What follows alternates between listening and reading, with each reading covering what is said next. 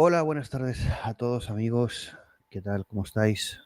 Soy Plácido Doménech y hoy sábado, pues en principio no iba a haber programa, pero las señales son las señales. Y vamos a ver, me habíais pasado ya por Discord, Lars y Bar, varios enlaces de unas charlas polémicas de alguien polémico como Peter Thiel, presidente de Palantir, uno de los fundadores de PayPal junto con Elon Musk. Y hoy en X he visto unos titulares de Peter Thiel hablando de Elon Musk y de Demis Hassabis sobre el futuro que nos espera o en el que están trabajando. Hablamos esta semana, el jueves, de Testcreal 2, de Testcreal, bueno, episodio 2. Vamos a hacer otro más con un post o muy crítico a todas estas teorías. Y bueno, vamos a ver esta charla de Peter Thiel titulada Peter Thiel y el anticristo, pero bueno, ese es la cover, la portada tiene ese título, pero el título de la charla es Estamos soñando en grande, Inteligencia Artificial, Marte e Inmortalidad. Bueno, se me han cogido un poco el alma, estoy preparando el programa, pues emocionado un poco, sabéis que para mí la figura de Jesús es todo lo que representa. Y bueno, analizar una figura como Peter Thiel es polémico, pero bueno, vamos a ver qué dice. Pero ya que lo titulen como el anticristo y empiecen a... Bueno, realmente esta guerra que hay en el mundo del bien y el mal es la guerra la guerra y la historia de la humanidad, ¿no? La guerra y la historia de la humanidad que un rey y un hijo de Dios vino a recordarnos, ¿no? Pero bueno, vamos a centrarnos, va a ser inevitable hablar de Jesús, pero principalmente vamos a analizar la entrevista de Peter Thiel y todo lo que dice, si estamos soñando en grande, sobre inteligencia artificial, Marte, inmortalidad, una horita que dura la charla. Vamos a ello. Dirige y presenta a vuestro amigo Plácido Doménech Espí. Bueno, ya vais entrando por el chat. Hola a todos. Bueno, sábado caluroso, sí. La verdad es que venía de la piscina, he comido muy poco, un poco de fruta y he dicho, ¿qué hacemos? Ver película, una serie o ir a la guerra. Pues he decidido ir a la guerra, sí. Este contenido es un contenido de la comunidad de Inteligencia Artificial y Ciencias transversales de habla hispana, xHUB.AI, una comunidad, sabéis, quinta temporada, donde no hemos parado ni en Navidades, ni en verano. Bueno, algunas semanas sí. Bueno, sí, este año paramos, creo que no sé si fue una semana o 2 semanas. En julio también habrá a lo mejor una semana que a lo mejor o no hacemos contenido poco porque está en la grabación de varias entrevistas. Vamos, que si un mes baja el contenido a la mitad no pasa nada, pero que de momento mantenemos el ritmo, son 130 programas. Estamos mal acostumbrando de contenido y ritmo, ¿no? Y es lo que comentáis, ¿no? Pues bueno, ahora ya es que es 1 o 2 programas diarios y bueno, ya el fin de semana cuando vais a escucharlo o en el coche, pues supongo que ya soy compañero habitual vuestro. Me hace ilusión cuando me contáis desde dónde me escucháis. Bueno, si es algo así un poco escabroso, no me lo contéis, pero bueno, muchos decís que me escucháis en el coche, otros me escucháis o nos escucháis en el paseando o haciendo deporte, corriendo. Está muy bien, la verdad es que sí. Este programa está emitiéndose ahora mismo por X, YouTube, LinkedIn, Twitch, Facebook, Rumble, Instagram. Esperad, voy a verlo a ver si está saliendo. Hoy Instagram tampoco. Pero bueno, normalmente sí que está saliendo. Y TikTok, pues no sé qué pasa. Y también estamos saliendo como novedad por Kik. Si os gusta el programa, el canal, que por cierto estamos muy contentos, llevamos casi 15.000 en YouTube. Es poquito, porque llevamos años bloqueados. Entonces, claro, ahora tener el doble es como Happy Christmas, ¿no? Pero bueno, vamos a ponernos este verano como objetivo llegar a los 20-25.000. Vamos a ir creciendo, a ver si pudiéramos llegar a 50.000 a final de año y ser un canal decentillo ya, ¿no? Para el año que viene despegar. Podéis poner me gusta, compartir, comentar, suscribíos a tanto a YouTube como a iVoox. En iVoox es verdad que nos escucháis mucho. Vamos a hacer, bueno, cuando los publicamos los programas son todos gratuitos, pero cuando pase un tiempo, un par de días o 3, pondremos seguramente casi todos los Insight X de pago. Entonces os animamos a que nos apoyéis en iVoox y en todas las partes que podáis. En este caso económicamente son creo que 4 euros al mes. Bueno, yo no sé, quién no puede aportar 4 euros al mes con la cantidad de horas que podéis escuchar contenido, horas, escuchar y ver contenido, ¿no? Aparte de apoyar todo lo que hacemos. Bueno, y si no podéis, pues no pasa nada.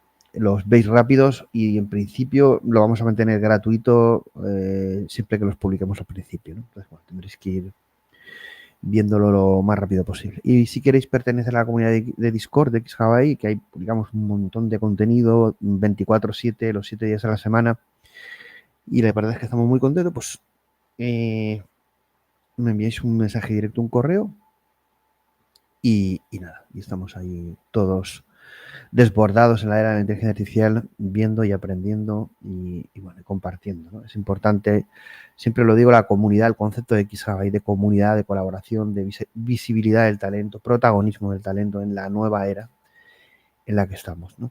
Si os ha gustado lo que habéis visto, pues y queréis además apoyarnos económicamente, podéis hacerlo a través de buy.me-a-coffee.com xHUB.AI, podéis enviarnos uno o los cafés que queráis, y también a través de PayPal, PayPal.me/pladoes, paypal.me/pladoes, y podéis también enviar ahí cualquier aportación, o a través de YouTube con superchats, pues nos hacéis cualquier tipo de aportación para, pues bueno, todo el trabajo que esto supone que sea más llevadero. Y anunciar, pues ya lo vengo anunciando todos los programas. Bueno, lo anunciaré yo creo que hasta que lo hagamos. En Alicante el 16 de 11 a 2, junto con la Cámara de Comercio, en Punta Piedra, delante del mar, una charla de xHUB.AI conmigo, xHUB.AI, reinventando los negocios con inteligencia. Hablaremos desde un punto de vista de visión, de teórico, de consultoría, pero también luego haremos otra parte de práctica, con casos prácticos de automatizaciones, con agentes, etcétera, intentando al final explicar o haciendo entender la era de Agentic.AI, qué es lo que supone para los negocios, las organizaciones, y las posibilidades y también problemas que pueden derivarse, ¿no?, de la implantación de una tecnología que va a cambiar muchas cosas, ¿no? Y también, bueno, como no, el 11 de julio grabaré en Madrid en inversión, en el canal de Inversión Racional, la ronda 2, se publicará yo creo que a principios de agosto o en agosto, así que vamos a tener un verano con charlas potentes. También tengo una charla aquí en Alicante y alguna cosa más, con lo que vais a tener un verano lleno de contenido y mucha caña X, ¿no? Y mucho estilo X. No sé cuándo vamos a hacer lo de Philip K. Dick, pues según mi fin de semana vaya, si va mejor o peor, no sé. No lo sé. Cuando reciba la señal.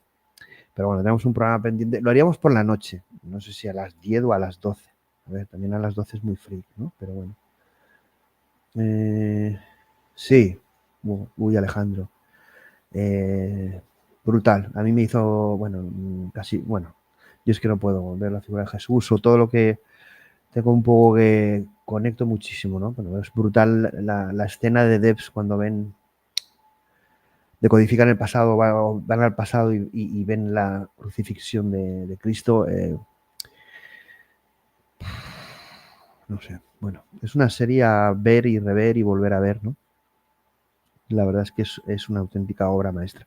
Es una de mis series favoritas, por no decir la que más, pero una de ellas. Alex Garland, Alex Garland, director también de, como no, Ex Machina, y bueno, hemos tenido varias películas ahora también de Modern Warfare, de Civil War. No me acuerdo una que también está muy bien que son un grupo de chicas que entran, no me acuerdo, a ver, lo voy a decir porque voy a quedar mal. Me dais un segundo y lo veo. Netflix, a ver, es que esa película está bastante bien. Aniquilación, vale, Aniquilación. Si no la habéis visto, está en Netflix. Es una película de Alex Garland que hizo para Netflix. Y bueno, he puesto esto que es una slide que pusimos en el programa de personalidad.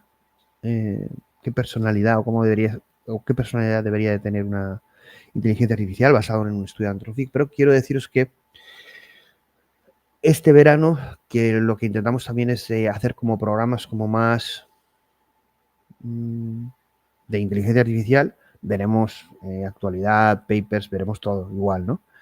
Pero bueno, alguna cosa, sé que el tema de la conciencia, el tema de la AGI, de la replicación, bueno, pues la idea es coger la serie Westworld, la teoría de la mente bicameral, que es un libro que tengo que compré porque es muy controvertido por el tema de la conciencia. Y vamos a hablar de conciencia y vamos a hablar de Westworld. Vamos a hacer una especie de serie de Westworld. La idea a lo mejor es, cada vez que vea un episodio 2, hacer como un capítulo. Y entonces lo enlazaremos con temas de conciencia y Westworld, ¿no? Entonces va a ser como una novedad. Y en principio haremos solo la temporada 1, pero bueno, si me mola mucho, porque como quiero ver la 1, la 2, la 3 y la 4, bueno, no creo que nos dé todo el verano para ver las 4 temporadas y hacer contenido, pero bueno, no sé. Lo dejo ahí y si no pasa nada, lo haremos, ¿vale? También haremos Human X2, la segunda parte, ¿no?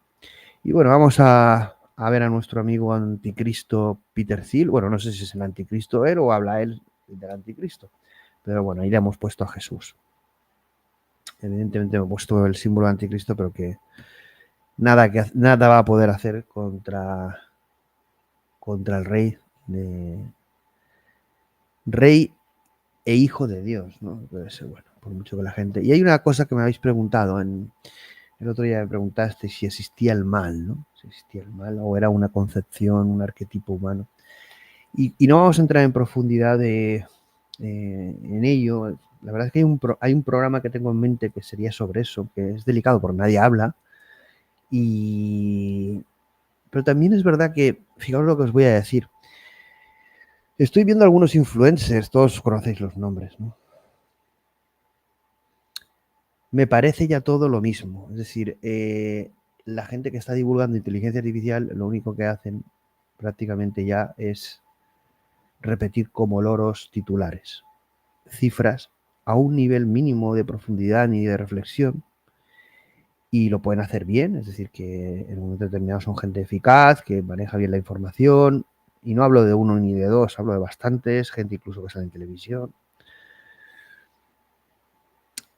Y xHUB.AI sí que ha sido muy pionero en ese sentido y vamos a seguir siéndolo, ¿no? Pero siempre desde un punto de vista científico, de ingeniería, de desarrollo, de impacto, pero evidentemente también de concepción humana y trascendente, ¿no? Es decir, bueno, en definitiva, desde lo visible a lo invisible o viceversa, ¿no? Sé que es algo que hay gente muchísima que, bueno, es lo que busca, quiere y se identifica y son como casi insiders o seguidores de xHUB.AI, y también hay mucha gente que seguro no le gusta ese estilo, pero lo siento, chicos, mientras esté dirigiendo el cotarro, o yo esté aquí o donde yo esté, va a ser así. Es decir, no existen múltiples realidades. Para mí, la realidad y la existencia es una. Por lo tanto, también entendiendo que estamos viviendo en esta realidad o simulación, intentaremos entre todos búsqueda de verdad y hacer un mundo mejor, un mundo más libre y justo para todos, ¿no? En esta nueva era de la inteligencia artificial que se habla, como dice el título, de Marte, bueno, convertir la humanidad en una especie multiplanetaria, múltiples especies, humanos aumentados, IAs, AGIs, ASIS, inmortalidad, ¿vale? Muchos conceptos. Entonces, el mal sí que existe, pero ya lo profundizaremos. Y obviamente el bien, que para mí tiene una expresión máxima en la figura de Jesús, también existe.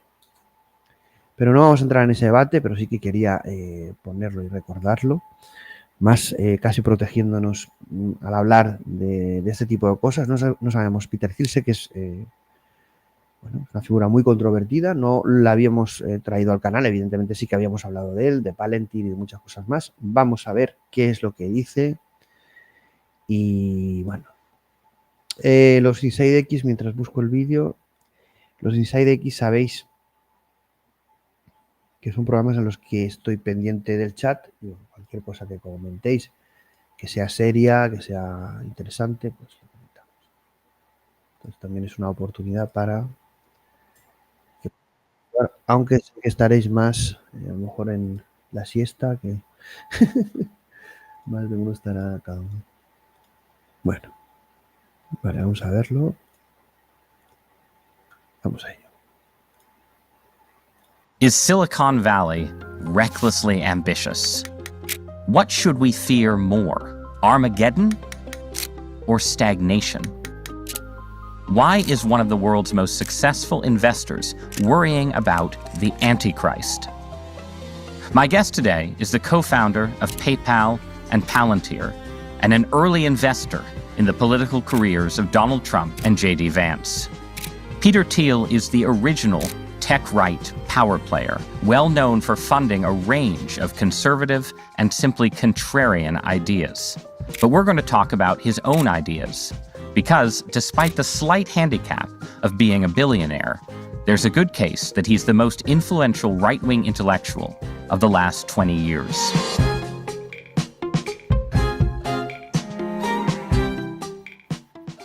Peter Thiel, welcome to Interesting Times. Thanks for having me. You're very welcome. Thanks for being here. So I want to start by taking you back in time about 13 or 14 years. You wrote an essay for National Review, the conservative magazine, called The End of the Future. And basically the argument in that essay was that the dynamic, fast-paced, ever-changing modern world was just not nearly as dynamic as people thought. And that actually we entered a period of technological stagnation, that sort of digital life was a breakthrough, but not as big a breakthrough as people had hoped, and that sort of the world was kind of stuck, basically. Yes. And you weren't the only person to make arguments like this, but it had a special potency coming from you because you were a Silicon Valley insider who had gotten rich in the digital revolution. So I'm curious, in 2025, right, do you think that diagnosis still holds? Yes, I still broadly believe in the stagnation thesis. It was never an absolute thesis. So the claim was not that we were absolutely completely stuck. It was in some ways a claim about that the velocity had slowed. It wasn't, zero, but that we were, I don't know, from 1750 to 1970, 200 plus years were periods of accelerating change where we're, we're moving faster. The ships were faster, the railroads were faster, the cars were faster, the planes were faster. It culminates in the Concorde and the Apollo missions, and then that in all sorts of dimensions, things had slowed. There was, I always made an exception for the world of bits. So we had, computers and software and internet and mobile internet. And then, the last 10, 15 years, you had crypto and the AI revolution, which I think is in some sense pretty big. But the question is, is it enough to really get out of this this generalized sense of stagnation. And there's an epistemological question you can start with on the Back to the Future essays. How do we even know whether we're in stagnation or acceleration? Because one of the features of latent modernity is that people are hyper specialized. And so, can you say that we're not making progress in physics unless you've devoted half your life to studying string theory? Or what about quantum computers? Or what about cancer research and biotech, and the sort of all these verticals? And then how much does progress in cancer count versus string theory? And so you have to give weightings to all these things. So it's in theory, it's an extremely difficult question to get a handle of, because the fact that it's so hard to answer, that we have ever narrower groups of guardians guarding themselves, is itself cause for skepticism. And so yes, I think broadly we're in this world that's still pretty stuck. It's not absolutely stuck. Yeah, you mentioned Back to the Future, and we just showed our kids the original Back to the Future, the first one with Michael J. Fox, and of course, it was like 1955 to 1985, right. 30 years back, and then the Back to Future 2 was, I think, 1985 to 2015, which is now a decade in the past, and that's where you had flying cars, and the 2015 future is wildly divergent from the 2015 future did have Biff Tannen as a Donald Trump-like figure in some kind of power, so it had some kind of prescience. But yeah, the big noticeable thing is just how different the built environment looks. And so one of the strongest cases for stagnation that I've heard is that, yeah, if you put someone in a time machine from various points, they would recognize themselves to be in a completely different world if they left 1860 or 1890 to 1970. If you live, those are the 80 years of your lifetime, right. Something like that. But the world, just to my kids, even, as children of 2025, looking at 1985, it's like the cars were a little different and no one has phones, but the world seems fairly similar. So that's a kind of non-statistical, but I think the common sense. That's intuition. A common sense understanding. But are there, what would convince you that we were living through a period of takeoff? Is it just economic growth? Is it productivity growth? Are there numbers for stagnation versus dynamism that you look at? Sure. It would be, the economic number would just be how, what are your living standards compared to your parents? If you're a 30-year-old millennial, or, how are you doing versus when your boomer parents were 30 years old? How did they do at the time? There are intellectual questions. How much, how many breakthroughs are we having? How do we quantify these things?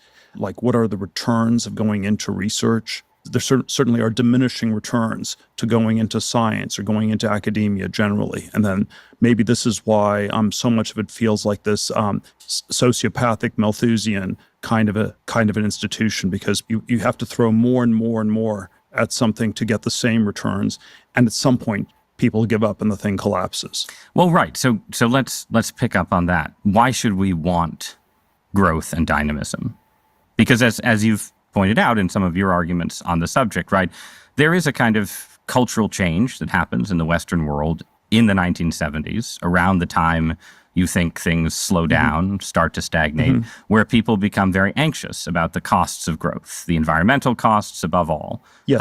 And the idea being, you end up with a widely shared perspective that we're sort of rich enough, and if we try too hard to get that much richer, the planet won't be able to support us. We'll have, degradation of various kinds, and we should be content with where we are.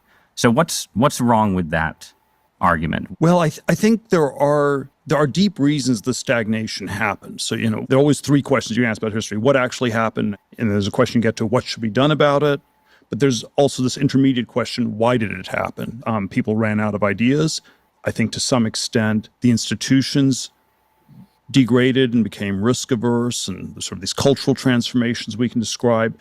But then I think to some extent also people had some very legitimate worries about the future, where if we continue to have accelerating progress, were you accelerating towards environmental apocalypse or nuclear apocalypse or things like that. But I think, if we don't find a way back to the future, I do think the society, I don't know, it unravels. It doesn't work. The way the middle class, I would define the middle class as the people who expect their kids to do better than themselves. And when that expectation collapses, we no longer have a middle class society.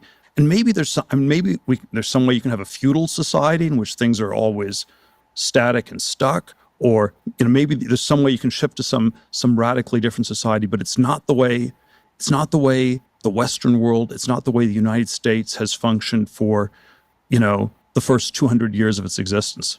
So you think... Bueno, esto lo comparto totalmente, ¿no?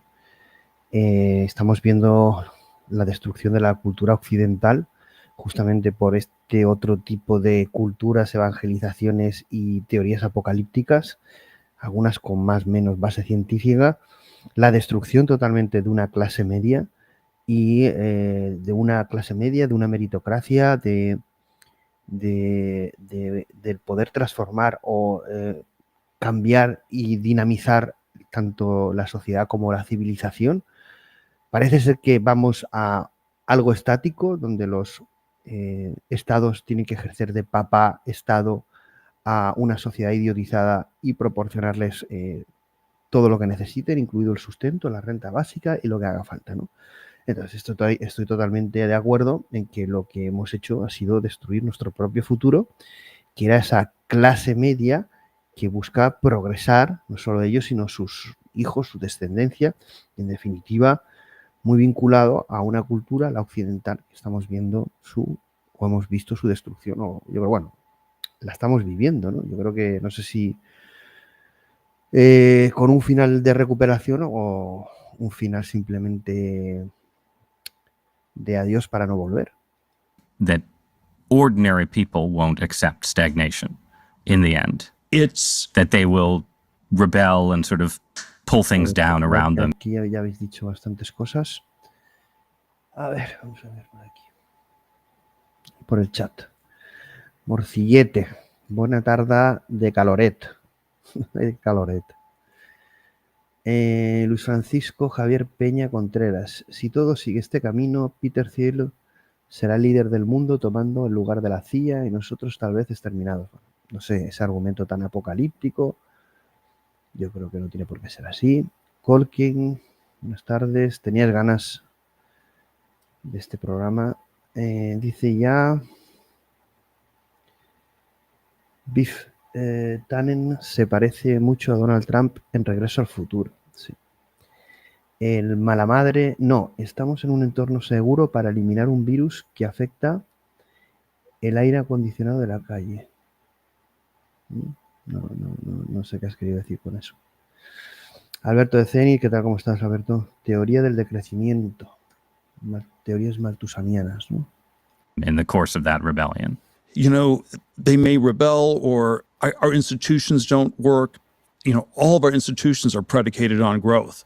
Right. Our budgets are certainly predicated on growth. Yeah. Yes. If you say, I don't know, Reagan and Obama, Reagan was sort of consumer capitalism, which is oxymoronic. It was, you borrow, you don't save money as a capitalist, you borrow money. And Obama was low tax socialism, just as oxymoronic as, the consumerist capitalism of Reagan. And I like low tax socialism way better than high tax socialism. But I worry that it's not sustainable. At some point, the taxes go up or the socialism ends. So it's deeply, deeply unstable. And that's why people they're not optimistic. They don't think we've hit some stable, right. The Greta future, maybe it can work. This is the Greta Thunberg. Just to be clear, that's a reference to Greta Thunberg, the activist best known for anti-climate change protests, who, to you, I would say, represents a kind of symbol of a anti-growth, effectively authoritarian, environmentalist-dominated future. Sure, but we're not there yet. We're not there yet. It'd be like a very, very different society if you really actually lived in a kind of degrowth, small Scandinavian Yeah, villages. I'm not sure it'd be North Korea, but it would be super oppressive. One thing that's always struck me is that when you have this sense of stagnation, a sense of decadence, right, to use a word that I like to use for it in a society, you then also have people who end up being kind of eager for a crisis, right? Eager for a moment to come along where, they can radically redirect society from the path it's on. Because I tend to think that in rich societies, you hit a certain level of wealth, people become very comfortable, they become risk averse, and it's just hard. It's hard to get out of decadence into something new without a crisis. So the original example for me was after September 11th. There was this whole mentality among foreign policy conservatives that we had been decadent and stagnant, and now is our time to, wake up and launch a new crusade and remake the world. And obviously that ended very badly. But something similar. But it was Bush 43 just told people to go shopping right away. So it wasn't anti-decadent enough. For the most part. So there was some neocon foreign policy enclave in which people were LARPing as a way to get out of decadence. But the dominant thing was Bush 43 people telling people just to go shopping. So what risks should you be willing to take to escape decadence?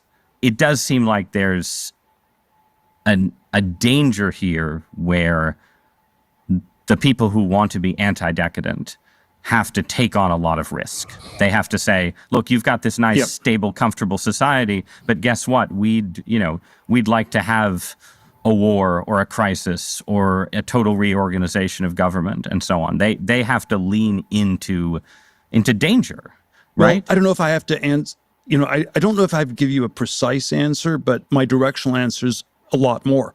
Yeah. We should take a lot more risk. We should be doing a lot more. And I don't know, I can go through all these different verticals. It's, if we look at biotech, something like dementia, Alzheimer's, we've made zero progress in 40 to 50 years. People are completely stuck on beta amyloids. It's obviously not working. It's just some kind of a stupid racket where the people are just reinforcing themselves.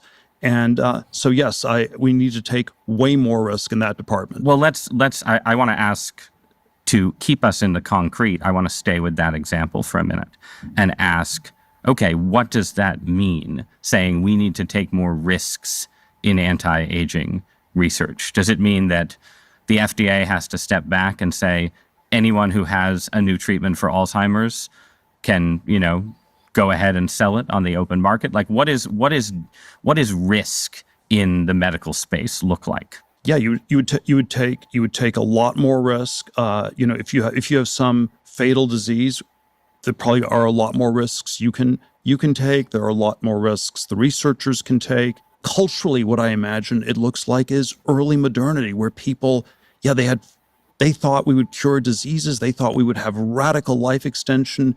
Immortality was part of the project of early modernity. It was Francis Bacon, Condorcet. It was, and maybe it was anti-Christian. Maybe it was downstream of Christianity. It was competitive. If Christianity promised you a physical resurrection, science was not going to succeed unless it promised you the exact same thing. But I don't know. I remember 1999, 2000, when we were running PayPal. One of my co-founders, Luke Nosek, he was into Alcor and cryonics, and people should freeze themselves. And we had one day where we took the whole company to a freezing party. A Tupperware party. People sell Tupperware policies at a freezing party. They sell their. Was it just your heads? What was going to be frozen? You could get a full body or just a head. The head was cheaper. It was disturbing when the dot matrix printer didn't quite work, and so the freezing policies couldn't be printed out. But in retrospect, this was still technological stagnation once again, right? But it was. But it's also a symptom of the decline, because in 1999, this was not a mainstream view, but there was still a fringe boomer view, where they still believed they could live forever. And that was the last generation. And so I'm always anti-boomer, but maybe there's something we've lost even in this fringe boomer narcissism, where there were at least a few boomers who still, believed science would cure all their diseases. no one who's a millennial believes that anymore. I think there are some people who believe in a different kind of immortality, though, right now. I think part of the fascination with AI is connected to a specific... A ver, ¿qué estáis diciendo aquí? Gabriel, imprimir dinero de la nada también tiene sus consecuencias. Claro, lo estamos viendo, ¿no? Deuda, inflación. Rafael Navarro, buenas tardes. Cyberpunk Dealer. Vaya, Peter Thiel no parece un imbécil como Elon. Elon no me parece un imbécil. Gratamente sorprendido. Hombre, claro. Alfa... Hacéis unas preguntas. Alberto Ceni, Plácido, ¿estás al tanto del proyecto Alpha Genome de Google? Hombre, es que... A ver, ¿cómo no? Si es que está al tanto hasta la vecina. A ver... xHUB.AI, ¿vale? Es que no... Obvio. Luis Francisco Javier Peña Contreras. Gabriel, aquí en Chile, tal como dijo Stalin, si no trabajas no comes. Es la probeta del neoliberalismo de los Chicago Boys. No hay pagas ni nada, aún así vienen con el discurso de la motosierra. A ver, cuando digáis algo que no sea un debate como si fuera el instituto, parece que está zumbado. A mí no me gusta tener gente que juzgue. Aquí estamos en xHUB.AI y es un espacio de pensamiento crítico y de talento y de gente con neuronas. Si no os gusta por algo, pues decirlo. Oye, pues mira, me parece que esto que ha dicho no está bien, me parece que tal. Empezar aquí como con la opinión gratuita. A ver, aportar algún tipo de opinión. ¿Por qué os parece eso así? A specific vision of transcending limits. And I'm going to ask you about that after I ask you about politics. Because one of the striking things I thought about your original argument on stagnation, which was mostly about technology and the economy, was that it could be applied to a pretty wide range of things. And at the time you were writing that essay, you were interested in seasteading, this ideas of essentially building new polities independent of the sclerotic Western world. But then you made a pivot in the 2010s. So you were, one of the few prominent, maybe the only prominent Silicon Valley supporter of Donald Trump. In 2016, you supported a few sort of carefully selected Republican Senate candidates. One of them is now the Vice President of the United States.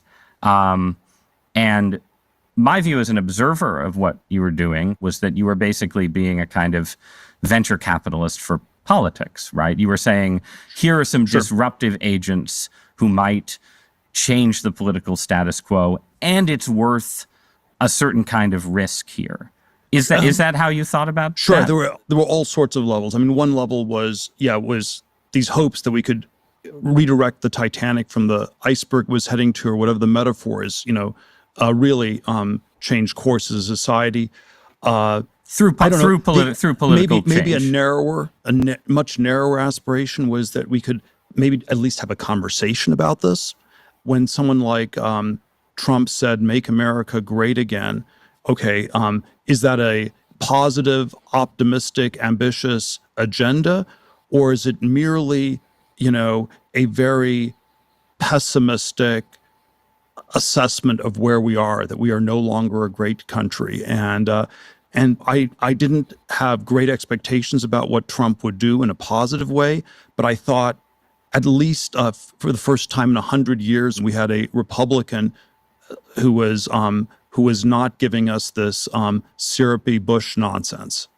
And that was not the same as progress, but we could at least have a conversation. In retrospect, this was a preposterous fantasy. I had these two thoughts, in 2016, and you often have these ideas that are just below the level of your sort of consciousness. But the two thoughts I had that I wasn't able to combine was, number one, nobody would be mad at me for supporting Trump if he lost, and number two, I thought he had a 50-50 chance of winning. And then I had this implicit. Why would nobody be mad at you if he lost? It would just be such a weird thing, and it wouldn't really matter. Okay. And then, but then I thought, I thought he had a 50-50 chance because the problems were deep, and the stagnation was frustrating. And then the fantasy I had was, if he won, we could have this conversation. And the reality was people weren't ready for it.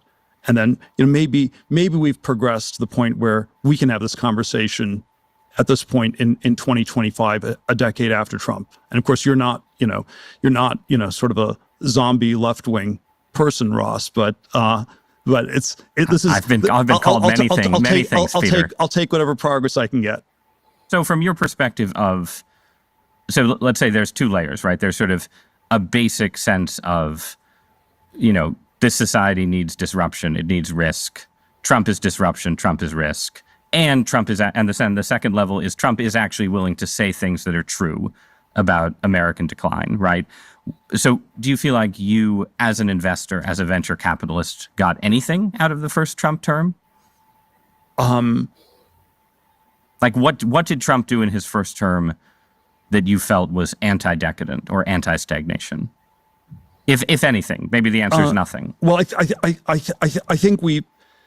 think it took longer and it was slower than I would have liked, but we have gotten to the place where a lot of people think something's gone wrong. And that was not the conversation I was having in 2012, 2013, 2014. I had a debate with Eric Schmidt in 2012 and Mark Andreessen in 2013 and Bezos in 2014. I was on there's a stagnation problem, and all three of them were versions of, everything's going great. And I think at least those three people have, to varying degrees, updated and adjusted. Silicon Valley's adjusted. And Silicon Valley, though, has more than adjusted. A big part of Silicon Valley on the stagnation question. On the stagnation. But then question. a big part of Silicon Valley ended up going in for Trump in 2024, including, obviously, most famously, Elon Musk. Yeah, and this is deeply linked to the stagnation issue in my telling. I mean, and these things are always super complicated, but my telling is, and again, I'm so hesitant to speak for all these people, but, someone like Mark Zuckerberg or Facebook Meta, and, in some ways, I don't think he's very ideological. He didn't think this stuff necessarily through that much. It was the default was to be liberal, and it was always if the liberalism isn't working, what do you do? And for year after year after year, it was you do more. If something doesn't work, you just need to do more of it, and you up the dose, and you up the dose, and you spend hundreds of millions of dollars, and you go completely woke, and everybody hates you, and at some point, it's like, okay, maybe this isn't working. So they pivot, yeah, right? So it's not a pro-Trump thing. It's not a pro-Trump thing, but it is, just both in public and private conversations, it is a kind of sense that Trumpism and populism in 2024, maybe not in 2016, when, Peter was out there as the lone supporter, but now in 2024, they can be a vehicle for technological innovation, economic dynamism, and so on. You're framing it really, really optimistically here. So I know you're pessimistic. When you frame it this optimistically, you're just saying these people are going to be disappointed and they're just set up for failure, and things like this. People expressed a lot of optimism. That's all I'm saying. Elon Musk expressed a lot of. He expressed some apocalyptic anxieties about how budget deficits were going to kill us all. But he came into government, and people around him came into government basically saying, we have a partnership with the Trump administration, and we're pursuing technological greatness. I think they were optimistic. Yes. And so you're coming from a place of greater pessimism or realism. So what I'm asking for is your assessment of where we are. Not their assessment, but does populism in Trump 2.0 look like a vehicle for technological dynamism to you? It's still by far the best option we have. I don't know, is Harvard going to cure dementia by just puttering along, doing the same thing that hasn't worked for 50 years? So that's just a case for it can't get worse. Let's do disruption, right? But the critique of populism right now would be Silicon Valley made an alliance with the populists, but in the end, the populists don't care about science. They don't want to spend money on science. They want to kill funding to Harvard just because they don't like Harvard, right? And in the end, you're not going to get the kind of investments in the future that Silicon Valley wanted. Is that wrong? Yeah, but we have to go back to this question of, you know, how well is the science working in the background? This is where, you know, the New Dealers, whatever was wrong with them, you know, they pushed science hard, and you funded it, you gave money to people, and you scaled it. And, you know, whereas today, if there was an equivalent of Einstein and he wrote a letter to the White House, it would get lost in the mailroom, and the Manhattan Project is unthinkable. You know, if we call something a moonshot, this is the way Biden talked about, let's say, cancer research. A moonshot in the 60s still meant that you went to the moon. A moonshot now means something completely fictional that's never going to happen. Oh, you need a moonshot for that. It's not like we need an Apollo program. It means it's never, ever going to happen. And so, but it seems like then you're still in the mode of, for you, as opposed to maybe for some other people in Silicon Valley, the value of populism is in tearing away the veils and illusions. And we're not necessarily in the stage where you're looking to the Trump administration to build to do the Manhattan Project, to do the moonshot. It's more like populism helps us see that it was all fake. You need to try to do both, and they're very entangled with each other. And I don't know. There's a deregulation of nuclear power, and at some point we'll get back to building, you know, new nuclear power plants or better designed ones, or maybe even fusion reactors. And so, yes, there's a deregulatory, deconstructive part, and then at some point, you actually get to construction, and it's all things like that. So, yeah, in some ways, you're clearing the field, and then, but you've personally stopped funding politicians. I'm schizophrenic on this stuff. You know, I think it's incredibly important, and it's incredibly toxic. And so I go back and forth on, you know, on incredibly toxic for you personally, for everybody who gets involved. It's zero sum. It's crazy. You know, and then in some ways, because everyone hates you and associates you with Trump. Like how is it toxic for you personally? It's toxic because it's in a zero sum world. You know, the stakes in it feel really, really high, and you end up having enemies you didn't have before. It's toxic for all the people who get involved in different ways. There is a political dimension of getting back to the future. You can't, you know, I don't know. This is a conversation I had with Elon back in, you know, 2024, and we had all these, you know, conversations. I had the seasteading version with Elon where I said, you know, if Trump doesn't win, I want to just leave the country. And then Elon said, there's nowhere to go.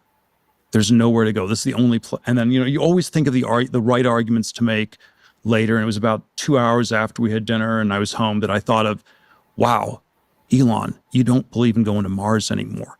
2024 is the year where Elon stopped believing in Mars, not as a silly science tech project, but as a political project. Mars was supposed to be a political project. It was building an alternative. And in 2024, Elon came to believe that if you went to Mars, you know, the socialist US government, the woke AI, it would follow you to Mars. It was the Demis meeting with Elon that we sort of brokered. He was doing DeepMind. This is an AI company. Yeah, this was the rough conversation was, you know, Demis tells Elon, I'm working on the most important project in the world. I'm building a superhuman AI. And Elon responds to Demis, well, I'm working on the most important project in the world. I am turning us into interplanetary species. And then Demis said, well, you know, my AI will be able to follow you to Mars. And then Elon sort of went quiet. But in my telling of the history, it took... Bueno, imaginar ahí la conversación entre Demis Hassabis y Elon Musk, donde Demis Hassabis argumenta que está haciendo una superinteligencia humana, una superinteligencia, y que es el más grande proyecto de la humanidad, y Elon Musk, por otro lado, dice que el suyo es más grande porque va a convertir a la humanidad en una especie interplanetaria y que va a llevar a la humanidad a Marte. Y Demis Hassabis le dice que su IA o sus superhumanos le seguirán allí donde esté. Anécdota importante de visiones de Demis Hassabis e Ilias. Y, por cierto, Ilia tiene nuevo vídeo, muy cortito. Visiones y una conversación interesante entre Demis Hassabis y Elon Musk. Vamos a ver qué habéis dicho por aquí.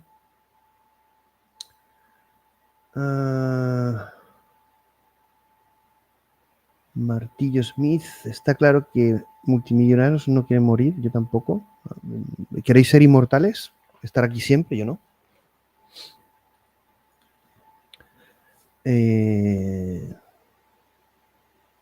Querer ser inmortal siempre es no aceptar la trascendencia. Por lo tanto, lo vais a pasar muy mal. Vale, tranquilo. Dice ya, pero es que no, a ver, si argumentáis una opinión, pues decid, no sé por qué. Es decir, es que si no, esto no es un partido de fútbol. Luis Francisco Javier Peña Contreras. A mí me da un poco de mala espina Peter Thiel por el sentimiento que expresa en sus libros sobre que los monopolios son deseables. Es honesto, sí, pero su forma de ver el mundo me da mala espina. ¿Cuál es la tuya, Luis Francisco? Lo bueno de Thiel o de tipos como Bill Gates, Harari, etcétera, es que en sus entrevistas nos dicen por dónde van y hacia dónde apuntan. Bueno, es lo que quieren que sepamos, ¿no? Es interesante y al menos nos dicen por dónde nos van a aplastar. Bueno, no, pues proponed algo. No sé. Alejandro Ruiz es derrotista, desea un colapso final para resetear el sistema. Intuyo que la IA nos abocará a un nuevo renacimiento, pero ¿no estamos ya en ese colapso, Alejandro? Yo aquí saco una conclusión de este tramo de la presentación que es terrorífica, ¿eh? Y lo traslado a España y Europa. Si esto es lo que está argumentando Peter Thiel de la situación actual, no quiero ni imaginar la que nos espera en Europa. Y comparto con él en el estancamiento absoluto ante la falta de narrativa, de dirección, estrategia y propósito de una cultura como la occidental, trasladada a países y a sistemas políticos y de poder corruptos. Espero ver ese viaje a Marte con la superinteligencia. Sí, con los robots. Sí. Yo quiero morir cuando decido hacerlo, a no ser que aprendamos algo sobre algo superior en un futuro próximo que sea ciencia cierta, entonces no le veo el sentido a la inmortalidad. Bueno, no lo vas a aprender, no vas a tener la certeza, porque el mundo está hecho para eso, para que tengas que creerlo. Son ámbitos de naturaleza diferentes, entonces, bueno, cada uno que establezca su visión, valores, energía o forma de ver la vida, pero bueno, tener cuidado con eso, con lo que establecéis o dogmatizáis en vuestra vida. Perdón. Took years for that to really hit Elon. It took him till 2024 to process it. But that doesn't mean he doesn't believe in Mars. It just means that he decided he had to win some kind of battle over budget deficits or wokeness to get to Mars. What does Mars mean? Is it and again, it's... What does Mars mean? Well, is it just a scientific project, or is it, I don't know, is it like a Heinlein, a vision of a new society? Yeah, Heinlein. Claro, es que la IA o la superinteligencia en Marte no es un proyecto político. Es que no es algo que tú vayas a regular como estamos haciendo en Europa. Es que forma parte del propósito y del proyecto o nuevo proyecto civilizatorio. Estamos hablando de que nos jugamos muchísimo. Estamos escribiendo nuestra historia o parándola.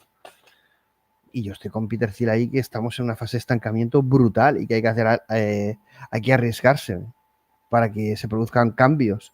Si no, lo que vamos es al mono con la banana, y el mono con la banana no quiere ir a Marte. You know, populated the by moon many, as a many libertarian people paradise or descended something from like this. Elon Musk.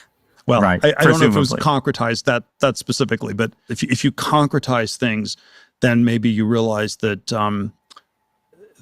Mars is supposed to be more than a science project. It's supposed to be a political project. And then when you concretize it, you have to start thinking through, well, the woke AI will follow you, the socialist government will follow you.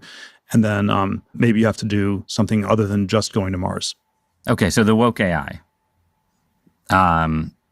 Artificial intelligence seems like one, if we're still stagnant, it's the biggest exception to stagnation. Yes. It's the place where there's been Yes.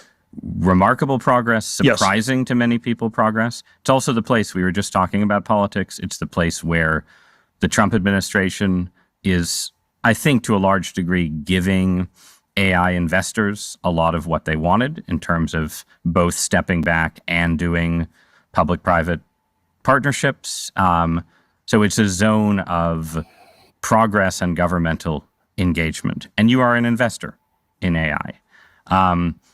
What do you think you're investing in? Well, I don't know. There's sort of a lot of layers to this. So I do think. Yo no sé esta gente con tanta inteligencia, tanta pasta, que se enganche tanto a la hora de hablar y de expresarse. Una cosa tan clara. ¿Qué tiene que ver las asociaciones público-privadas? ¿En qué van a derivar? Pues chico, madre mía, tío, menos mal que tienes pasta. I don't know. There's, one question we can frame is just how big a thing do I think AI is, and it's, I don't know. My stupid answers. It's more than a nothing burger, and it's less than the total transformation of our society. So my placeholder is that it's roughly on the scale of the internet in the late 90s, which is, I'm not sure it's enough to really end the stagnation. It might be enough to create some great companies. And, the internet added maybe a few percentage points to the GDP, maybe 1% to GDP growth every year for 10, 15 years. It added some to productivity. And so that's sort of roughly my placeholder for AI. It's the only thing we have. It's a little bit unhealthy that it's so unbalanced. This is the only thing we have. I'd like to have more multidimensional progress. I'd like us to be going to Mars. I'd like us to be having cures for dementia. If all we have is AI, I will take it. There are risks with it. There are dangers with this technology. So you're a skeptic. But then you are a skeptic of what you might call the sort of superintelligence cascade theory, which basically says that if AI succeeds, it gets so smart that it gives us the progress in the world of atoms, that it's like, all right, we can't cure dementia. We can't, figure out how to build the perfect factory that builds the rockets that go to Mars, but the AI can. And at a certain point, you pass a certain threshold and it gives us not just more digital progress, but 64 other forms of progress. It sounds like you don't believe that, or you think that's less likely. Yeah, Este hombre es muy limitado. Madre mía.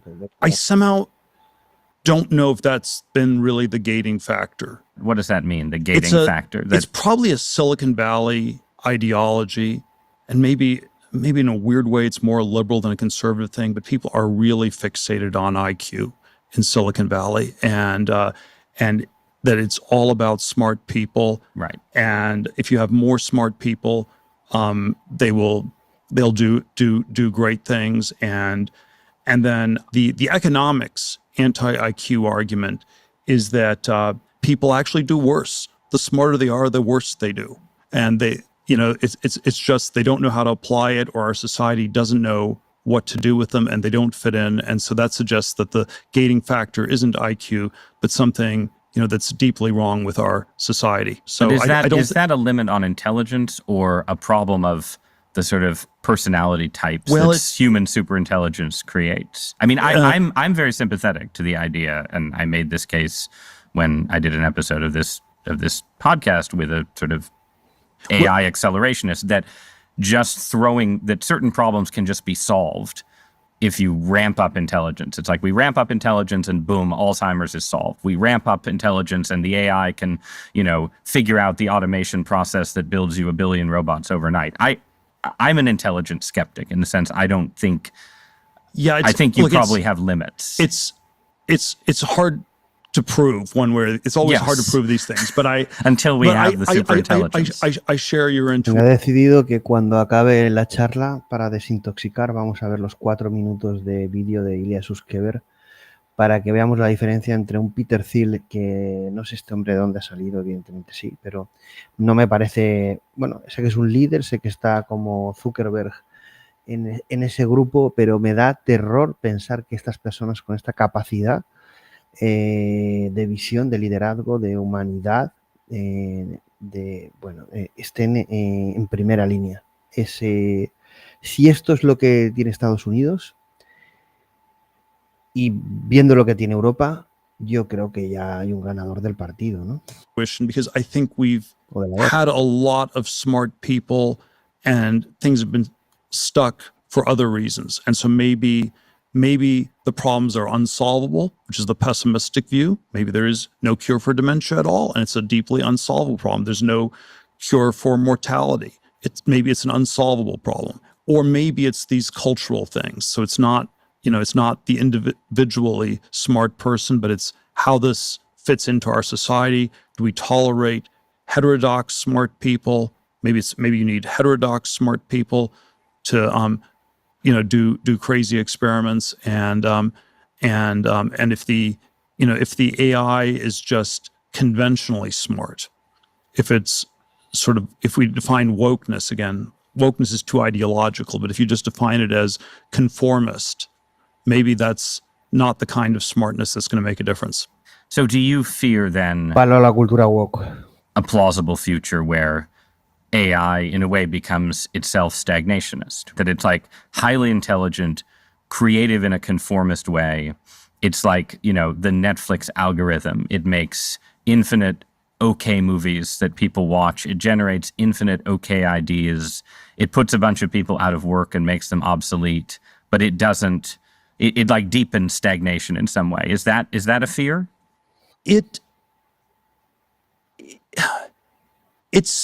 like people just outsource. It's quite possible that's certainly a risk, but I guess where I end up is I still think we should be trying AI, and that the alternative is just total stagnation. So there's sort of all sorts of interesting things going to happen with maybe drones in a military context are combined with AI, and this is kind of scary or dangerous or dystopian, or it's going to change things.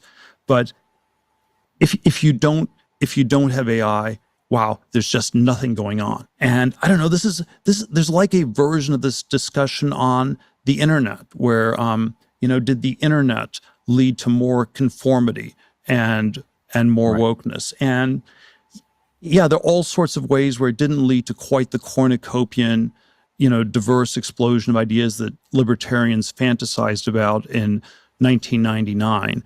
But counterfactually, I would argue that it was still better than the alternative, that if we hadn't had the internet, maybe it would have been worse. AI is better. It's better than the alternative, and the alternative is nothing at all. Because here's one place where the stagnationist arguments are still reinforced. The fact that we're only talking about AI, I feel, is always an implicit acknowledgement that but for AI, we are like in almost total stagnation. But the world of AI is clearly filled with people who, at the very least, seem to have a more utopian, transformative, whatever word you want to call it, view of the technology than you're expressing here, right? And you were mentioned earlier the idea that the modern world used to promise radical life extension and doesn't anymore. It seems very clear to me that a number of people deeply involved in artificial intelligence see it as a kind of mechanism for transhumanism, for transcendence of our mortal flesh, and either some kind of creation of a successor species or some kind of merger of mind and machine. And do you think that's just all kind of irrelevant fantasy?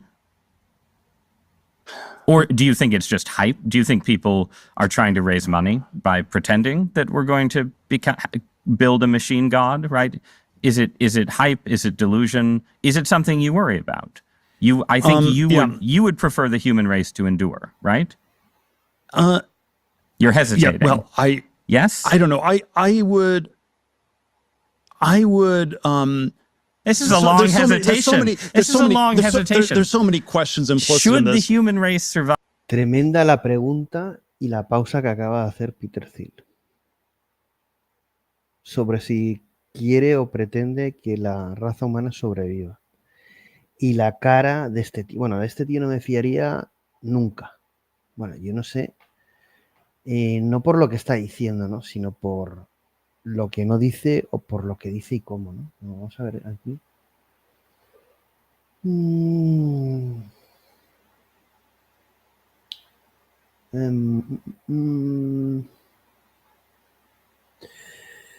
Luis Francisco Javier Peña Contreras. Plácido, ¿no te parece que es un error afirmar que una ASI será woke? Será exponencialmente superior a nosotros y si resulta ser woke, entonces, ¿qué podríamos decirle? Se nos escapará, es una realidad. Bueno, evidentemente estará influenciado por cómo la creemos y la alineemos. ¿Bajo qué principio? ¿Bajo qué principios?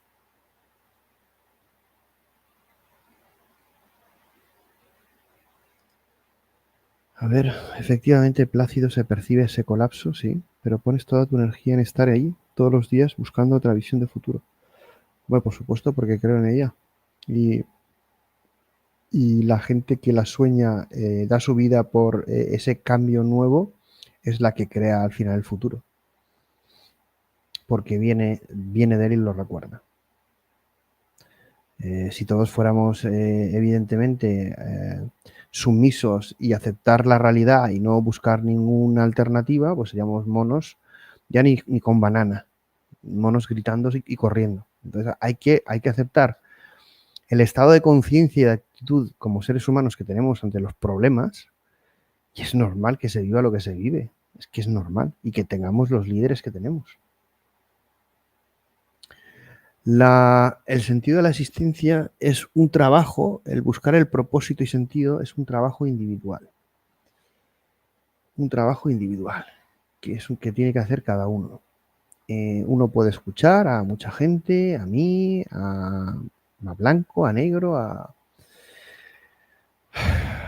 y cada uno encuentre y busque su verdad y su camino, y su evolución y su propósito. Es algo yo considero sagrado y es libre albedrío. Y vamos, ahí no me meto en ese proceso, cada cual que haga lo que quiera. OG. Mismamente me siento parte de ese colapso mental y psicológicamente estoy en el pozo y viendo todo esto me doy cuenta que debo remar mucho. Encima voy a terapia, me lo tomo con humor ya. Madre mía, OG, ánimo. Ánimo, estamos todos en terapia. Además, estamos en un punto de la historia en que personas que se presupone que están a alto nivel, también hay una parte que está desubicada con lo que viene. Sí, totalmente. Bueno, yo este hombre lo veo totalmente desubicado, de verdad, ¿eh? Sí. Bueno, ahí le has dado. La expresión corporal de este tío, la mirada, me parece un robot. Bueno, es que me parece de cero empatía, poca humanidad, poca... no sé. Sí, se ha quedado bloqueado. Sí, totalmente, Alejandro. Bueno, es que me ha parecido un momentazo, ¿eh? Pues si no me da tiempo ya hacer los momentos y hacer TikToks y este tipo de cosas. Bueno, si sale automático sí. Pero tela, ¿eh? Tela. Luis Francisco Javier Peña, no creo en la alineación. Bueno, no es que creas, tú puedes creer en Dios o no, pero la alineación, si no me das un razonamiento técnico, decir no creo en la alineación es como no decir nada. La IA nos tendrá piedad o simplemente no podremos ser parte de la misma y algo tendríamos que hacer. No, podemos hibridarnos. La alineación es una limitación para mí. No lo es. Bueno, pues atribuir frases y creértelas, pero bajo ninguna base de conocimiento, más allá o un razonamiento técnico, pues estás diciendo pues, como si rezaras a un burro que vuela. No tiene sentido. Tienes que ver por qué. No vas a creer en la alineación si nosotros la tenemos. Este tío sí que colapsa. Alberto Ceni, sí. Parece que sí. Me parece un poco fuerte. Five. Yes. Okay. But I also would I also would like us to radically solve these problems. Right. And so, it's always, I don't know, transhumanism is this, the ideal was this radical transformation where your human natural body gets transformed into an immortal body. And there's a critique of, let's say, the trans people in a sexual context, or I don't know, a transvestite is someone who changes their clothes and cross dresses, and a transsexual is someone where you change your, I don't know, penis into a vagina, and we can then debate how well those surgeries work. But we want more transformation than that. The critique is not that it's weird and unnatural. It's so pathetically little. And okay, we want more than cross-dressing or changing your sex organs. We want you to be able to change your heart and change your mind and change your whole body.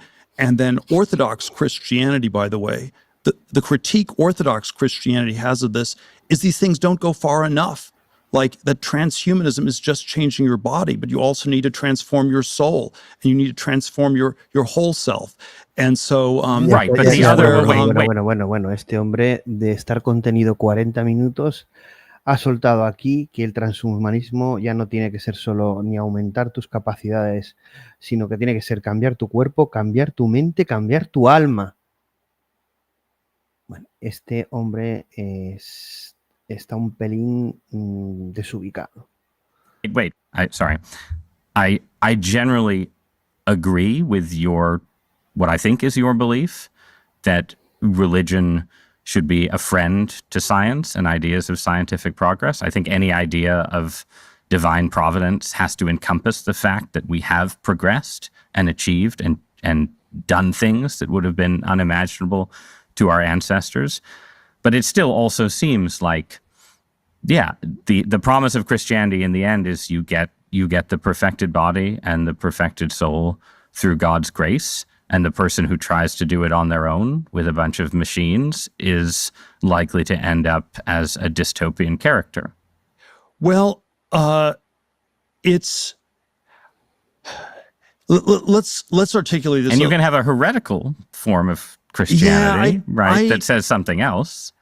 I don't know. I think the word nature does not occur once in the Old Testament, and so if you and there is a word in which, a sense in which, the way I understand the Judeo-Christian inspiration is it is about transcending nature. It is about overcoming things, and the closest thing you can say to nature is that people are fallen, and that's the natural thing in a Christian sense, is that you're messed up, and that's true. But there's some ways that with God's help, you are supposed to transcend that and overcome that. And, right. But and the people, if you just present company accepted, most of the people working to build the hypothetical machine god don't think that they're cooperating with Yahweh, Jehovah, the Lord of hosts. They think that they're building immortality Ross, on their own. Yeah, right? We're jumping around a lot of things. So yes. Again, the critique I was saying is they're not ambitious enough. Right. From a Christian point of view, these people are not ambitious enough. Now, then we get into this question: well, are they? But they're not morally and spiritually ambitious enough. And are they still physically ambitious enough? And are they even still really transhumanists? And this is where, the cryonics thing, that seems like a retro thing from 1999. There isn't that much of that going on. So they're not transhumanists on a physical body. And then, maybe it's not about cryonics, maybe it's about uploading, which, it's not quite, I'd rather have my body. I don't want just a computer program that simulates me. So that uploading seems like a step down from cryonics. But then even that's, it's part of the conversation, and this is where it gets very hard to score. And I don't want to say they're all making it up and it's all fake, but I don't you think some of it's fake. I don't think it's fake implies people are lying, but I want to say it's not the center of gravity. Yeah. And so there is a cornucopian language, there's an optimistic language. A conversation I had with Elon, a few weeks ago about this was he said, we're going to have 1 billion humanoid robots in the US in 10 years. And I said, well, if that's true, you don't need to worry about the budget deficits because we're going to have so much growth. The growth will take care of this. And then, he's still worried about the budget deficits. And then this doesn't prove that he doesn't believe in the billion robots, but it suggests that, maybe he hasn't thought it through, or that he doesn't think it's going to be as transformative economically, right, or that there are big error bars around it. But yeah, there's some way in which these things are not quite thought through. If I had to give a critique of Silicon Valley, it's always bad at what the meaning of tech is, and the conversations, they tend to go into this microscopic thing where it's like, what are the IQ ELO scores of the AI, and exactly how do you define AGI, and we get into all these endless technical debates. And there are a lot of questions that are at an intermediate level of meaning that seem to me to be very important, which is like, what does it mean for the budget deficit? What does it mean for the economy? What does it mean for geopolitics? One of the conversations, we had a few, recently was, you and I had was, does it change the calculus for China invading Taiwan, where, if we have an accelerating AI revolution in the military, is China falling behind? And will this, and maybe on the optimistic side, it deters China because they've effectively lost. And on the pessimistic side, it accelerates them because they know it's now or never. If they don't grab Taiwan now, they will fall behind. And either way, this is a pretty important thing. It's not thought through. We don't think about what AI means for geopolitics. We don't think about what it means for the macro economy. And those are the kinds of questions I'd want us to push more. There's also a very macroscopic question that you're interested in that, will pull on the religion thread a little bit here. You have been giving talks recently about the concept of the Antichrist, which is a Christian concept, an apocalyptic concept. Bueno, antes de entrar en el tema de anticristo, voy a ver el chat para que no se quede muy detrás. Colkin, la alineación es segura, todos estamos alineados a algo y la IA la tendrá, pero ¿a qué estará alineada exactamente? Colkin, yo tengo la duda que con la automejora y cuando tenga su propio cuerpo, sea un robot o lo que sea, más datos sintéticos, pueda crear su propio sistema de valores. Es una fumada lo que dices, no significa que no pudiese conseguirlo, pero es que obvias la funcionalidad de una alineación, que se está trabajando en ello, no sabes lo que va después y empiezas a... Entonces, claro, a ver, el campo de la IA, podemos entrar en un campo especulativo, pero no siempre que venga hilvanada esa especulación. Esta gente que habla dubitativamente, Colkin, con pausas como buscando palabras, deben ser neurodivergentes y tener un Asperger o autismo, totalmente distanciados de lo que puede ser beneficioso. Firmo cada palabra que comentas. A ver, no por el tema de que sean neurodivergentes o no o Asperger o lo que sea, tío, esto no pueden ser los líderes del mundo, esta gente, tío, que habla de esta manera, macho. Que venga una IA y hable, por Dios. Oje, este tío literalmente está diciendo es reemplazarnos completamente. ¿Qué queda de nosotros después? No, sería la extinción y sustitución por una nueva especie. Que no digo que estoy de acuerdo con eso. Tampoco que esté en contra. Tendría que entrar en muchos matices.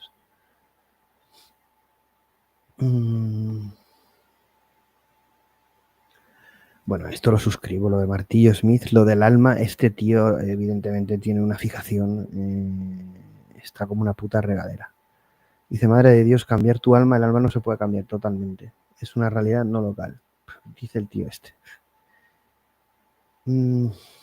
Colkin dice, quizá tenga vacíos en su propia alma y por eso mismo fantaseé con la idea de reemplazarla.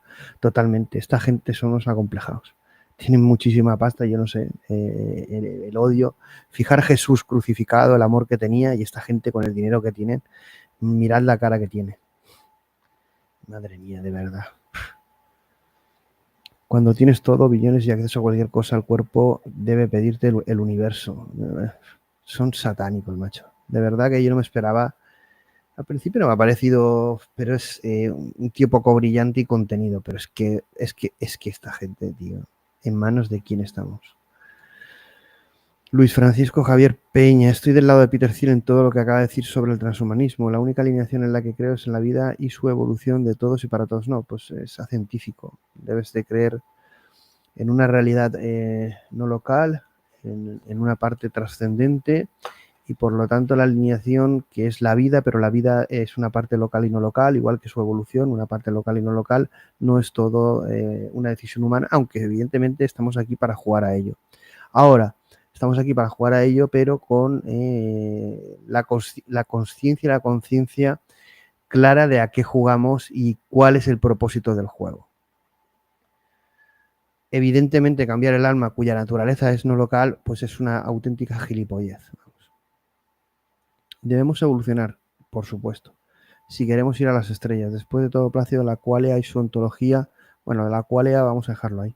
Está en nosotros al observar el fuego, como dijiste, sí, somos observadores y tenemos, es decir, en definitiva, exacto, bueno, ahí nosotros vamos a observar todo ese proceso. Y claro que tenemos que adoptar un papel protagonista en nuestra evolución y decidir qué queremos ser y aplicarlo al nivel que queramos. O no, pero tenemos que ser consecuentes. Somos la historia de la humanidad. Para mí los valores que defiende este ser humano no estoy alineado con ellos. No es una cuestión de cambiar el cuerpo. Yo no quiero cambiar ni mi cuerpo, ni mi mente, ni mi esencia. Para mí el propósito de la evolución no es ese, cambiar mi esencia. Mi esencia es perfecta y divina. Entonces, vamos, a partir de ahí, él se revela contra Dios. ¿Dónde está el límite? Bueno, que quiere cambiar aquello que solo entendemos que puede cambiar Dios y que incluso nuestro estado divino tampoco querría cambiarlo, que es algo que no cambia la conciencia del ser. Entonces este tío está como una puta regadera, vamos, literal. What does that mean to you? What is the Antichrist? How much time do we have? We've got as much time as you have to talk about the Antichrist. All right. Well, I could talk about it for a long time. I think there's always a question. How do we articulate, some of these existential risks, some of the challenges we have, and they're all framed in this sort of runaway dystopian science text. There's a risk of nuclear war. There's a risk of environmental disaster, maybe something specific like climate change, although there are lots of other ones we could come up with. There's a risk of, bioweapons. You have all the different sci-fi scenarios. Obviously, there are certain types of risks with AI. But I always think that if we're going to have this frame of talking about existential risks, perhaps we should also talk about the risk of another type of a bad singularity, which I would describe as the one world totalitarian state. Because I would say the political solution, the default political solution people have for all these existential risks is one world governance. What do you do about nuclear weapons? We have a United Nations with real teeth that controls them. And they're controlled by an international political order. And then something like this, is also, what do we do about AI? And we need global compute governance. We need, a one world government to control all the computers, log every single keystroke to make sure people don't program, a dangerous AI. And I've been wondering whether that's sort of going from, the frying pan into the fire. And so the atheist philosophical framing is one world or none. That was a short film that was put out by the Federation of American Scientists in the late 40s. Starts with a nuclear bomb blowing up the world, and obviously you need a one world government to stop it. One world or none. And the Christian framing, which in some ways is the same question, is Antichrist or Armageddon. You have the one world state of the Antichrist, or we're sleepwalking towards Armageddon. One world or none, Antichrist or Armageddon, on one level are the same question.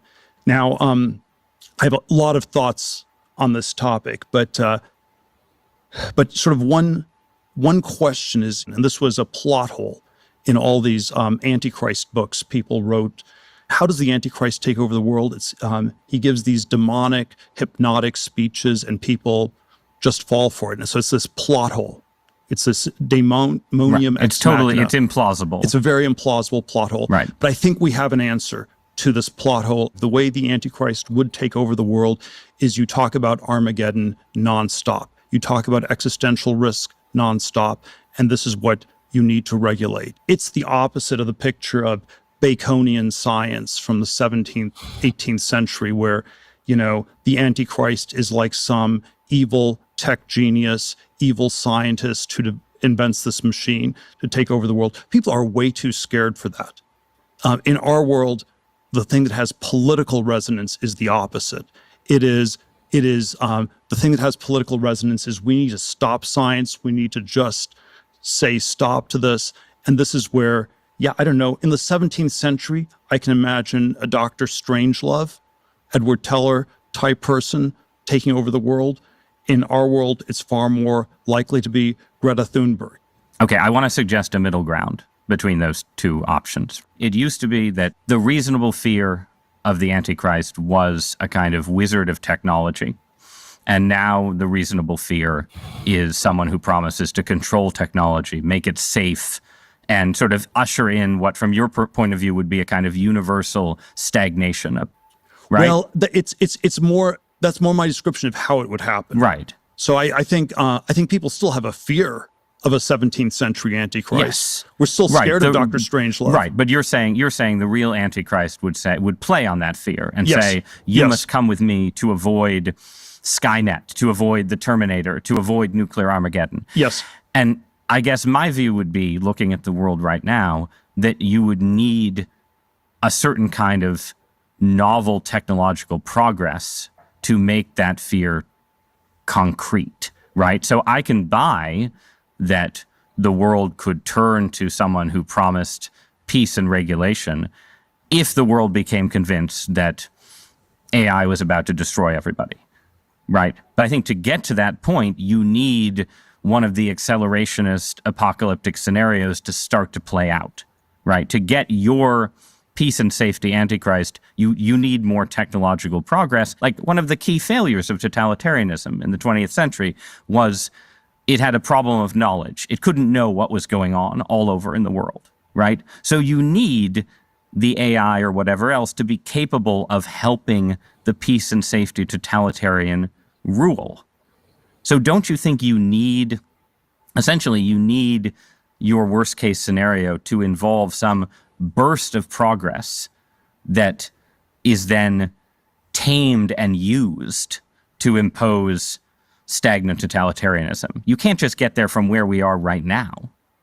Well, it can. Like, Greta Thunberg's on a boat in the Mediterranean, right? Like protesting Israel. Like, I just don't see the promise of safety from AI, safety from tech, even safety from climate change right now as a powerful, universal rallying cry, absent accelerating change and real fear of total catastrophe. I mean, these things are so hard to score, but I think environmentalism's pretty powerful. I don't know if it's absolutely powerful enough to create a one world totalitarian state, but man, it is. I think it is not. It is in its current form. It is. I want to say it's the only thing people still believe in Europe. Like, they believe in the green thing more than Islamic Sharia law, or more than in, the Chinese communist totalitarian takeover. And the future is an idea of a future that looks different from the present. The only three on offer in Europe are green, Sharia, and, the totalitarian communist state. And the green one is by far the strongest.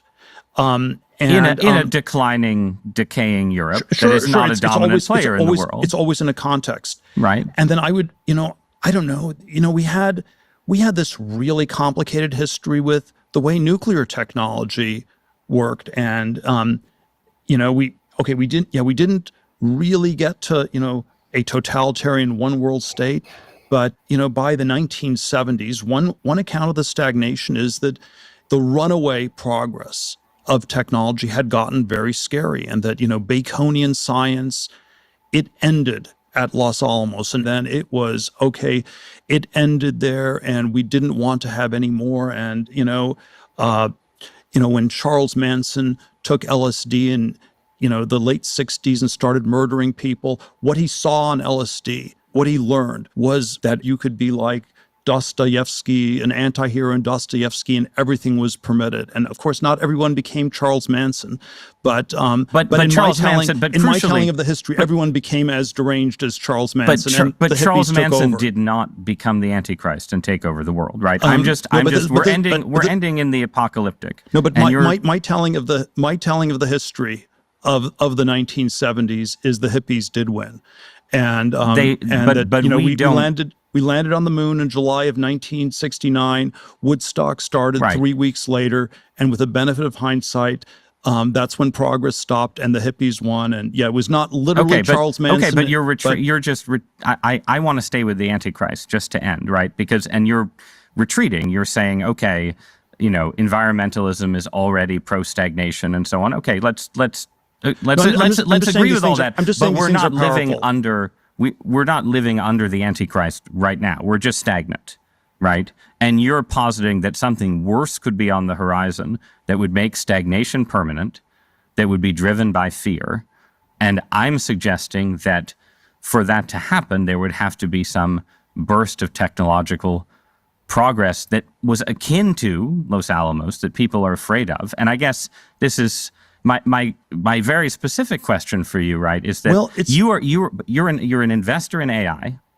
You're deeply invested in Palantir, in military technology, in technologies of surveillance, in technologies of warfare, and so on, right?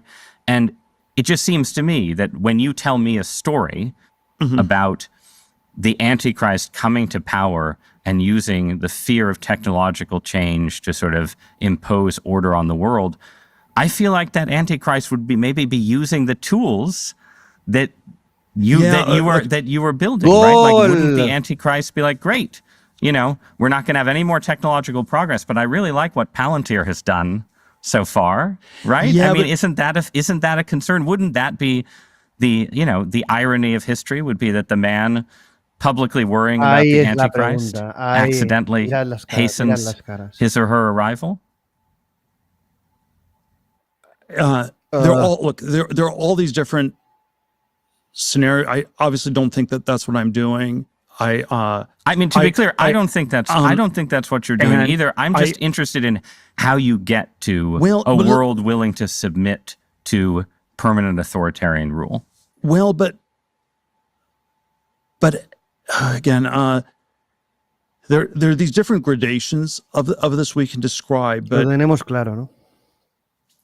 Is this so preposterous, what I've just told you, as a broad account of the stagnation that the entire world has submitted for 50 years to peace and safetyism? This is 1 Thessalonians 5:3. The slogan of the Antichrist is peace and safety, and we've submitted to, the FDA regulates not just drugs in the U.S., but de facto in the whole world, because the rest of the world defers to the FDA. The Nuclear Regulatory Commission effectively regulates nuclear power plants all over the world. People, you can't design a modular nuclear reactor and just build it in Argentina. They won't trust the Argentinian regulators. They're going to defer to the U.S. And so it's at least a question about why we've had 50 years of stagnation. And one answer is we ran out of ideas. The other answer is that something happened culturally where it wasn't allowed. And then the cultural answer can be sort of a bottom-up answer, that it was just some transformation of humanity into this sort of more docile kind of a species.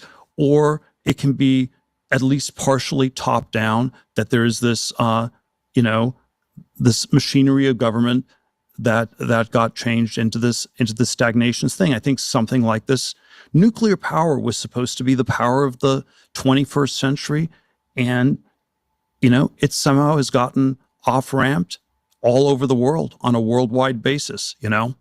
So in a sense, we're already living under a moderate rule of the Antichrist in that telling. Do you think God is in control of history? Buena pregunta. ¿Tiene Dios el control de la historia? La respuesta es sí. And this is again like I think that there's always room for human freedom and human. Que la elección del humano es la elección de Dios. Peter Thiel, que se te ve el plumero demasiado. Madre mía, qué personaje. Choice. These things are, or at least where we are today, these things are, they're not, they're not absolutely predetermined one way or another. Right. But God wouldn't leave us forever under the rule of a mild, moderate, stagnationist Antichrist, right? Eso. That can't be how the story ends. Mira right? la cara, miradle la cara.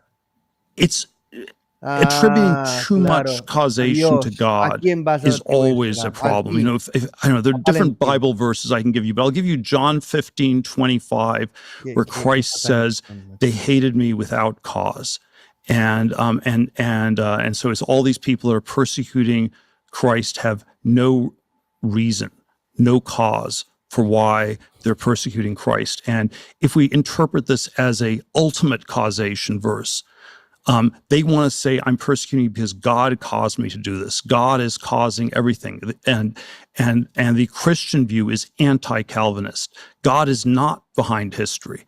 God is not causing everything. If you say God's causing everything, you're scapegoating God. But God is behind. But God is behind Jesus Christ entering history because God was not going to leave us in a stagnationist, decadent Roman Empire, right? So at some point, God is going to step in. I am not that Calvinist, and that's not Calvinism, though. That's just Christianity. God will not leave us eternally, staring into screens and being lectured by Greta Thunberg, right? He will not abandon us to that fate. There is a great, I don't know, for better and for worse, I think there's a great deal of scope for human action, for human freedom. If I thought these things were deterministic, you might as well, maybe just accept it. The lions are coming. You should just have some yoga and prayerful meditation and wait while the lions eat you up. And I don't think that's what you're supposed to do. I agree with that. And I think on that note, I'm just trying to be hopeful and suggesting that, in trying to resist the Antichrist, using your human freedom, you should have hope that you'll succeed, right? We can agree on that. Good. Peter Thiel, thank you for joining me. Thank you. Bueno.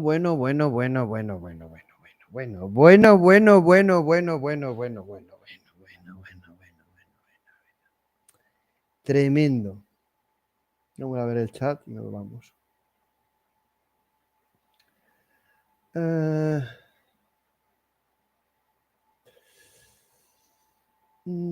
A ver, Alejandro Ruiz. También Sam Altman titubeaba mucho. Pero bueno, vamos a poner otra portada mejor que esa de Peter Thiel, que es esta. También Sam Altman titubeaba mucho. Elon también, si os fijáis. ¿No serán IAs generativas procesando? Hombre, pues yo creo que casi que sí. A mí lo de Sam Altman ya no lo soporto. Lo de Elon Musk sí que es una pausa un poquito más, pero nada que ver con Steve Jobs y el uso de pausas en una narración o en una comunicación. Es que me parece que están degenerando e involucionando. Luis Francisco Javier Peña Contreras. Titubean porque una mal palabra y se van miles de millones en la bolsa. A mí Thiel me da mala espina desde que dijo lo que dijo en su libro sobre los monopolios. Javier Martín Rodríguez, su concepto de naturaleza y su ansiedad por predicar una nueva religión da miedo. Bueno, no me parece ni una nueva religión, me parece que es antihumano directamente. Una nueva religión, espiritualidad, propósito, visión puede ser mucho más humano de lo que vivimos. Lo que ha demostrado aquí Peter Thiel ha sido un auténtico vacío del alma. A ver, Oje. Mi pensamiento al respecto es que el límite es alterar la conciencia, es que no se puede, hasta que tu propio ser se desvanezca en tanto progreso. Ese es el riesgo que por lo que sea o no lo ve, o no lo quiere ver o lo ignora. Es que no se puede además. Es bastante ignorante, es un tío bastante limitado, se le ve que es un, vamos. Alberto Zenit, párate o camina o revienta. El único peligro somos nosotros mismos. Sí, ¿no?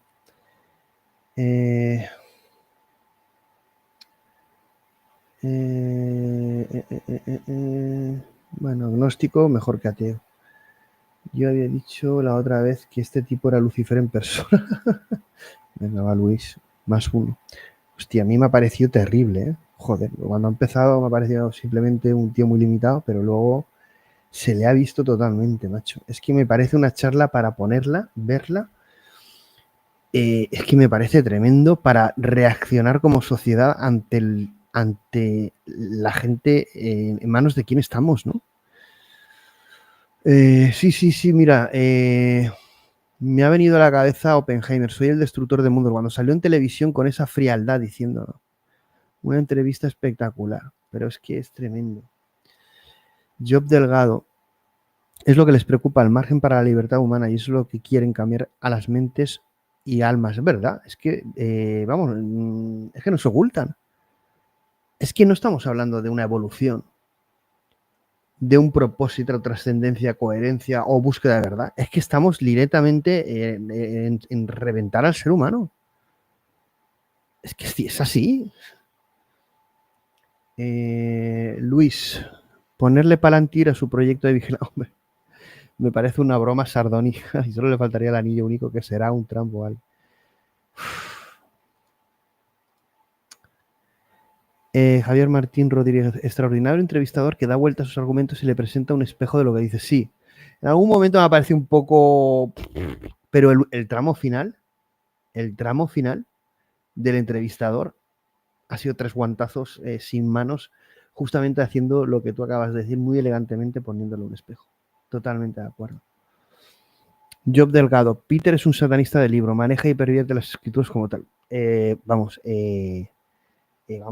Total, pero totalmente. Es que me parece tan malo. No sé si declararlo bueno porque es tan malo siendo malo. Bueno, madre mía, de verdad, tío. Yo era ateo de chavalín, solo hace falta un poco de conocimiento para dudar y si dudas ahí lo tienes. Hay que quedarse siempre con la duda. Si no podemos ir más allá, quedaos con la duda, pero no dogmaticéis lo que ignoráis y todos tenemos esa conexión con lo divino, con lo trascendente y como dice el entrevistador, Dios envió a Jesús, su Hijo, y Dios va a intervenir y no nos va a dejar solos, va a intervenir en nuestro propósito y siempre vamos a tener un final feliz. No va a ser, evidentemente, ni larga ni duradera el sometimiento del ser humano, porque sí, me da igual lo que digáis, sí somos especiales, sí existe una trascendencia, por mucho que busquemos la inmortalidad, y sí somos también responsables de la realidad que creamos y toleramos. Y sí, lo principal es esta foto, que es el amor de unos a otros. Quedaos con esa foto. Da igual religiones, da igual conocimiento, da igual ciencia. Quedaos con esa foto. El beso de un hijo a su madre, ¿no? El hijo de Dios. Bueno, amigos, ser buenos, cada día mejores. Yo creo que es un programa para recordar. No vamos a poner lo de Ilya Suskever. Mañana ya veremos lo que hacemos. Si no hiciéramos nada, podríamos lo de Ilya y haríamos al menos algo sobre el tema de Ilya. Pero si no, haríamos algo. Me voy a dar una vuelta. Pasad buen sábado. Nos vemos, si no pasa nada, mañana. Programa tremendo Peter Thiel. Y qué decir del hijo de Dios y su madre.